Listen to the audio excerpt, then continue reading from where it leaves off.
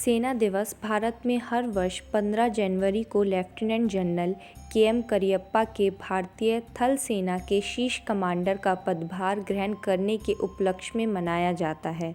इन्होंने 15 जनवरी 1949 को ब्रिटिश राज्य के समय के भारतीय सेना के अंतिम अंग्रेज शीर्ष commander general Roy Francis butcher से यह पदभार ग्रहण किया था। यह दिन सैन्य परेडों, सैन्य प्रदर्शनियों एवं अन्य आधिकारिक कार्यक्रमों के साथ नई दिल्ली और सभी सेना मुख्यालयों में मनाया जाता है। इस दिन उन सभी बहादुर सेनानियों को सलामी दी जाती है जिन्होंने कभी न कभी अपने देश और लोगों की सलामती के लिए अपना सर्वोच्च न्यौछावर किया था।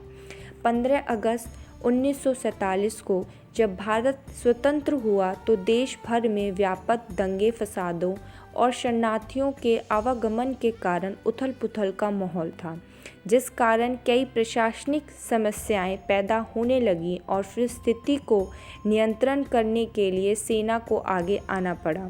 इसके पश्चात एक विशेष सेना कमांड का गठन किया गया ताकि विभाजन के दौरान शांति व्यवस्था सुनिश्चित की जा सके, परंतु भारतीय सेना के अध्यक्ष तब भी ब्रिटिश मूल के ही हुआ करते थे।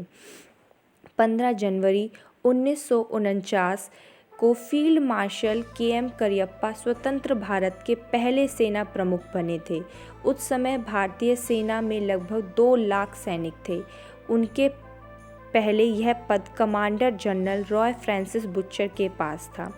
उसके बाद से ही प्रत्येक वर्ष 15 जनवरी को सेना दिवस मनाया जाता है।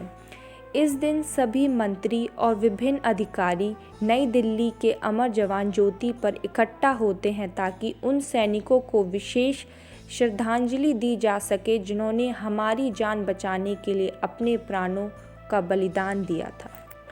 देश में और साथ ही अनेक देशों के बीच भी शांति और सद्भाव बनाए रखने में भारतीय सेना का सबसे बड़ा योगदान है।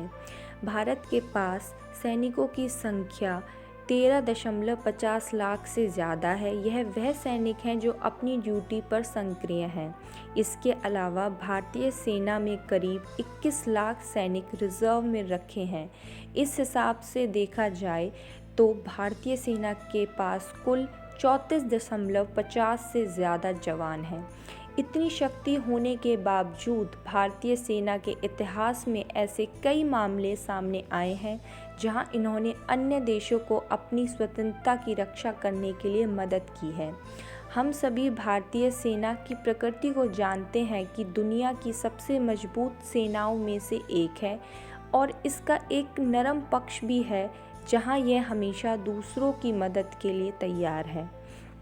मानव अधिकारों की रक्षा और देशों के बीच कानून के शासन को बढ़ावा देकर भारतीय सेना न केवल बाहरी खतरों से बल्कि आंतरिक खतरों से भी देश की रक्षा करती है। प्राकृतिक आपदाओं की स्थिति के दौरान भी भारतीय सेना एक महत्वपूर्ण भूमिका निभाती है। भारतीय सेना के जवान अपनी मातृभूमि और उसके नागरिकों की रक्षा के लिए खुद को बलिदान करने के लिए हमेशा तैयार रहते हैं। भारतीय सैनिक एक सच्चे देशभक्त के आदर्श प्रतीक हैं। वह अपने ही परिवार को अपने देश की सेवा करने और दुनिया में गर्व करने के लिए छोड़ देते हैं। समर्पण, अनुशासन और देशभक्ति इनके विशेष लक्षण हैं।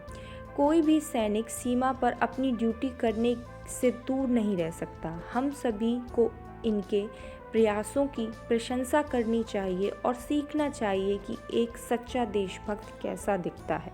भावनाओं को एक कविता के माध्यम से प्रस्तुत करते हैं। सरहद पर सेना बैठी है, सरहद पर सेना बैठी है। मैं कल भी था, मैं आज भी हूँ, फिर गम में डूबे सहमे क्यों। बेचैन न हो, मायूस न बन, सरहद पर सेना बैठी है। मासूम की जाने ले लेकर आतंकी सीना ताने हैं। लाचार हैं वो, दुश्वार हैं वो, सद्बुद्धि कहीं गवा बैठे हैं। जिस पर गोली बरसाते हैं वह भी अल्लाह की नेमत है। फ़र्क सिर्फ बस इतना है, वो जन्मे घर पड़ोस में है। जब जब दुश्मन ललकारा है तब तब उसको पछाड़ा है। घर आँख उठाकर वो देखे, उसे नयन मुक्त करा देंगे। यह सेना हिंदुस्तान की है, चाहत केवल बलिदान की है। तुम सो सको सुकून चैन के संग, जिम्मा संभाले सैनिक हम। रात तनिक लंबी तो क्या, सुबह अभी आती होगी। बेचैन न हो मायूस न बन, सरहद पर सेना बैठी है, सरहद पर सेना बैठी है। धन्यवाद।